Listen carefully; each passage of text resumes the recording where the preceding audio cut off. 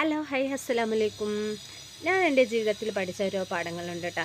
Take respect and give respect എന്ന് പറയും. ബഹുമാനം എന്നത് എൻ്റെ പാരൻസിൻ്റെ കാര്യത്തിലായിക്കോട്ടെ, എൻ്റെ മകളുടെ കാര്യത്തിലായിക്കോട്ടെ, ഞാൻ എന്ത് കൊടുക്കണോ അതായിരിക്കും എനിക്ക് തിരിച്ചിങ്ങോട്ട് കിട്ടൽ.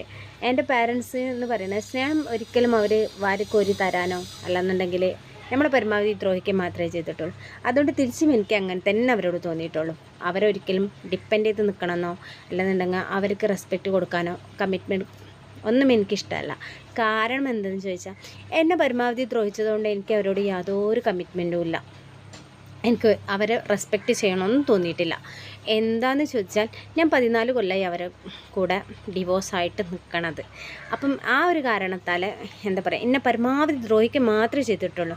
ഞാൻ ഇപ്പം കാണിക്കുന്ന ഒട്ടുമിക്ക സ്ത്രീകളും ആത്മഹത്യ ചെയ്യാമെന്ന് പറയുന്നതിൻ്റെ കാരണം എന്താണെന്ന് വെച്ചാൽ, ഡിവോഴ്സായി നമ്മളെ വീട്ടിൽ വരുന്ന സമയത്ത് നമ്മളെ പാരൻസിനായിരിക്കും നമ്മൾ കൂടുതൽ ഡിപ്പെൻഡ് ആയി നിൽക്കുക.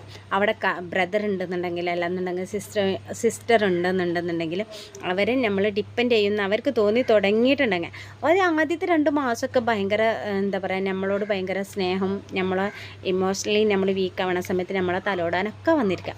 പക്ഷെ അത് കഴിഞ്ഞാൽ നമ്മളെ ജീവിതത്തിൽ നമ്മൾ ഒറ്റപ്പെട്ടിട്ടുണ്ടായിരിക്കാം. കുട്ടികളുണ്ടാകുന്ന അതിലും കൂടുതലായിരിക്കും. ഇനി കുട്ടികളുടെ ബാധ്യത, എൻ്റെ ബാധ്യത ഒക്കെ എൻ്റെ പാരൻസ് ഏറ്റെടുക്കണം എന്ന് വിചാരിച്ചിട്ടായിരിക്കും ഇത്രയും കാലം എന്തെന്നറിയോ ഞാൻ ഒരുപാട് അനുഭവിച്ചിട്ടുണ്ടായിരുന്നു. ഇപ്പം എനിക്ക് എന്ത് തോന്നണമെന്ന് ചോദിച്ചാൽ, ഞാൻ ഇതുവരെ സ്വന്തം കാലിൽ തന്നെ ആട്ടോ നിന്നത്. ഇപ്പോൾ 2-3 മാസമായിട്ടുള്ള എനിക്ക് ജോബില്ലാതെ ഞാൻ അങ്ങനെ ഇരിക്കാൻ തുടങ്ങിയിട്ട്.